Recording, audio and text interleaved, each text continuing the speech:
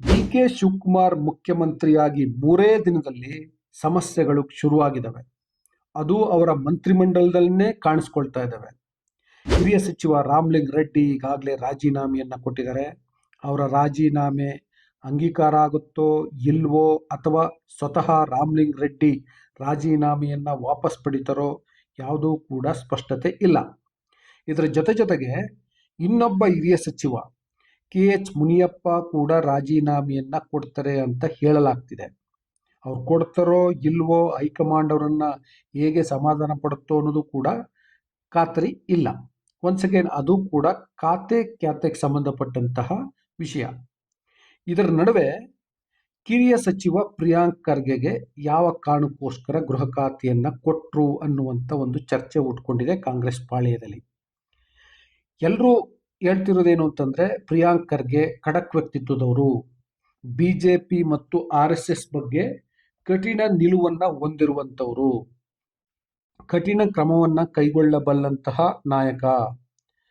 ಅದೇ ಕಾರಣಕ್ಕೋಸ್ಕರ ಅವರಿಗೆ ಗೃಹ ಖಾತೆಯನ್ನು ಕೊಡಲಾಗಿದೆ.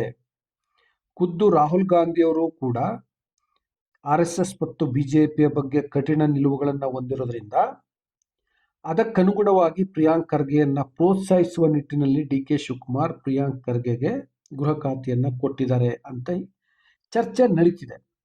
ಆದರೆ ನಿಜವಾದ ಪೊಲಿಟಿಕಲ್ ರೀಸನ್ ಅಂತೀವಲ್ಲ, ಅದು ಬೇರೆ. ಅದೇನು ಅಂತ ಹೇಳ್ತೀನಿ.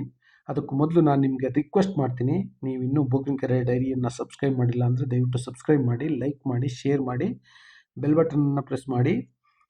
ನಿಜವಾದ ಪೊಲಿಟಿಕಲ್ ರೀಸನ್ ಏನು ಅಂದರೆ ನಂಬರ್ 2 ಲೆಕ್ಕಾಚಾರ. ನಂಬರ್ 2 ಲೆಕ್ಕಾಚಾರ ಅಂದರೆ, ಈಗ ಸಾಮಾನ್ಯವಾಗಿ ಯಾವುದೇ ಸರ್ಕಾರದಲ್ಲಿ, ಅದು ಕೇಂದ್ರ ಸರ್ಕಾರ ಇರಲಿ ರಾಜ್ಯ ಸರ್ಕಾರ ಇರಲಿ, ಗೃಹ ಸಚಿವರನ್ನ ಮುಖ್ಯಮಂತ್ರಿಗಳ ನಂತರದ ಸ್ಥಾನ ನಂಬರ್ 2 ಅಂತ ಹೇಳಲಾಗುತ್ತೆ. ಅದರಿಂದಾಗಿ ಪ್ರಿಯಾಂಕ್ ಖರ್ಗೆ ಗೃಹ ಖಾತೆಯನ್ನು ಪಡ್ಕೊಂಡಿದ್ದಾರೆ ಅಂತ.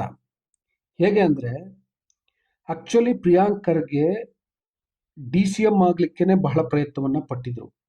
ಪ್ರಿಯಾಂಕ್ ಖರ್ಗೆ ಮಾತ್ರ ಅಲ್ಲ, ಅವ್ರ ತಂದೆ ಮಲ್ಲಿಕಾರ್ಜುನ್ ಖರ್ಗೆ ಕೂಡ ಪುತ್ರನನ್ನು ಹೇಗಾದರೂ ಮಾಡಿ DCM ಮಾಡಬೇಕು ಅಂತ ಪ್ರಯತ್ನವನ್ನು ಮಾಡಿದರು. ಇದಕ್ಕೆ ಸಂಬಂಧಪಟ್ಟಂತೆ ಮುಖ್ಯಮಂತ್ರಿ ಡಿ.ಕೆ. ಶಿವಕುಮಾರ್ ಮೇಲೆ ಬಹಳ ದೊಡ್ಡ ಒತ್ತಡ ಇತ್ತು. At the same time Priyank ಖರ್ಗೆಗೆ ಯಾವ ಕಾರಣಕ್ಕೂ ಉಪಮುಖ್ಯಮಂತ್ರಿ ಸ್ಥಾನವನ್ನು ಕೊಡಬಾರ್ದು ಎನ್ನುವಂಥ ಒತ್ತಡ ಕೂಡ ತೀವ್ರವಾಗಿ ಇತ್ತು. ಎಲ್ಲ ಹಿರಿಯ ಸಚಿವರು, ಅದು doctor G. Parameshwar, KH. Muniyappa ಮತ್ತು MB ಪಾಟೀಲ್, ರಾಮಲಿಂಗ ರೆಡ್ಡಿ ಎಲ್ಲರೂ ಕೂಡ ಕಿರಿಯರಿಗೆ DCM ಸ್ಥಾನವನ್ನು ಕೊಡಬೇಡಿ, ಕಿರಿಯರಿಗೆ DCM ಸ್ಥಾನವನ್ನು ಕೊಟ್ಟರೆ ಅದು ಹಿರಿಯ ನಾಯಕರಿಗೆ, ಹಿರಿಯ ಸಚಿವರಿಗೆ ಮುಜುಗರವನ್ನು ಉಂಟು ಮಾಡುತ್ತೆ. ಅದರಿಂದ ಯಾವುದೇ ಕಿರಿಯ ಸಚಿವರಿಗೆ, ಅಂದರೆ ಪ್ರಿಯಾಂಕ್ ಖರ್ಗೆ ಇರಲಿ ಅಥವಾ ಮತ್ತೊಬ್ಬರು ಇರಲಿ, ಅವರಿಗೆ DCM ಸ್ಥಾನವನ್ನು ಕೊಡಬೇಡಿ ಅನ್ನುವಂಥ ಒತ್ತಡವನ್ನು ಹೇರಿದ್ರು. ಅದರ ಪರಿಣಾಮವಾಗಿ ಪ್ರಿಯಾಂಕ್ ಖರ್ಗೆಗೆ DCM ಸ್ಥಾನ ಸಿಗಲಿಲ್ಲ.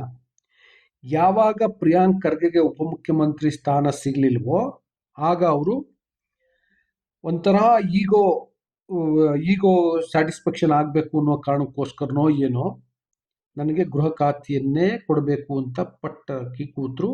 ಅದರಿಂದಾಗಿ ಅವ್ರಿಗೆ ಗೃಹ ಖಾತೆಯನ್ನು ಕೊಡಲಾಗಿದೆ ಅನ್ನುವಂಥ ಮಾಹಿತಿಗಳು ಬರ್ತಿದ್ದಾವೆ.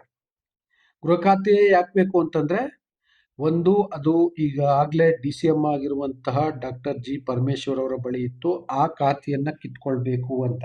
ಯಾಕೆಂದರೆ ಇವರು DCM ಸ್ಥಾನವನ್ನು ತಪ್ಪಿಸಿ ಪರಮೇಶ್ವರ್ DCM ಆಗಿದಾರಲ್ಲ, ಅದರಿಂದಾಗಿ ಅವರ ಖಾತೆಯನ್ನು ತಾನು ಪಡಿಬೇಕು ಅನ್ನೋದು ಒಂದು. ಎರಡನೇದು ನಂಬರ್ 2 ಲೆಕ್ಕಾಚಾರ. ಗೃಹ ಖಾತೆ ಅಂದರೆ ಮುಖ್ಯಮಂತ್ರಿಗಳ ನಂತರದ ಖಾತೆ, ಸರ್ಕಾರದಲ್ಲಿ ನಂಬರ್ 2 ಅನ್ನುವಂಥ ಸಂದೇಶ ಕಳಿಸ್ಬೇಕು ಅನ್ನೋ ಕಾರಣಕ್ಕೆ ಅವರು ಗೃಹ ಖಾತೆಯನ್ನೇ ಕೊಡಿ ಅಂತ ಪಟ್ಟನ್ನು ಹಾಕಿದ್ರು.